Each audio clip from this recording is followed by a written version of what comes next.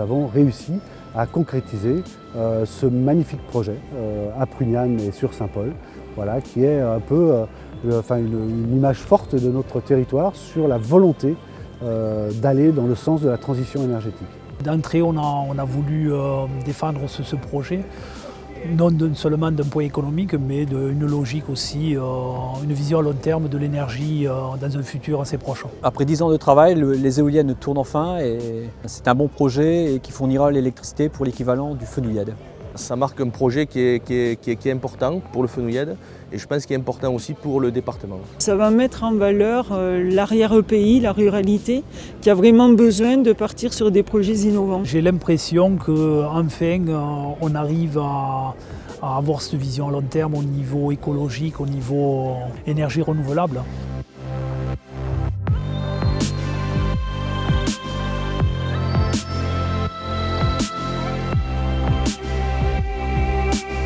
À un moment donné, il faut faire des choix. C'est-à-dire qu'on ne veut plus le choix du nucléaire, on veut le choix des énergies renouvelables. Et pour nous, ici, nous sommes dans un pays de vent, un pays aussi de soleil. Il faut une multitude d'énergies. Il y a l'énergie fossile, l'énergie éolienne, il y a le nucléaire. De toutes, effectivement, je préfère l'éolienne.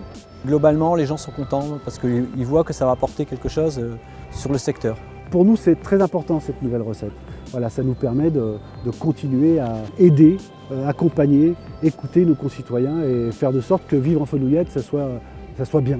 Donc il y a 9 machines en ligne, implantées sur des crêtes médianes, c'est-à-dire qu'on n'est pas sur les crêtes les plus hautes, on est dans le fond de la vallée de la Glie. 9 machines Enercon de 2,3 MW, donc une puissance totale du parc de 21 MW à peu près.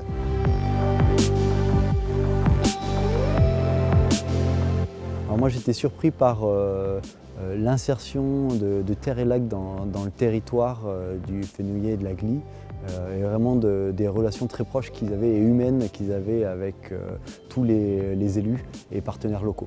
Un territoire à dimension humaine avec un développeur à dimension humaine, ça s'est super bien passé. C'est vrai que toutes les personnes étaient vraiment à l'écoute de nos attentes.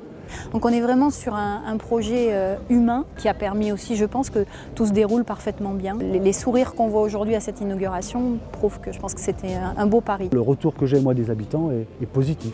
Les gens ont un intérêt pour ce territoire et pour ces énergies renouvelables. C'est une belle fête. C'était bien parce qu'il y avait beaucoup d'acteurs locaux et d'acteurs du département, des acteurs économiques et des acteurs et des gens d'État. Il y avait le préfet, le sous-préfet. J'ai eu l'occasion de monter en haut de l'éolienne et franchement les personnes qui nous ont accueillis du rez-de-chaussée au dernier étage, ce sont des gens très sympathiques, très professionnels. Et je leur remercie beaucoup. On a fait des activités et il y avait comme activité, on a fabriqué un cerf-volant et une éolienne. On pense que c'est vraiment important de leur donner à voir et de leur expliquer finalement de quoi il s'agit et pourquoi on fait ça, parce que finalement ces générations, c'est le proche avenir et c'est eux qui vivront dans le monde qu'on leur laissera.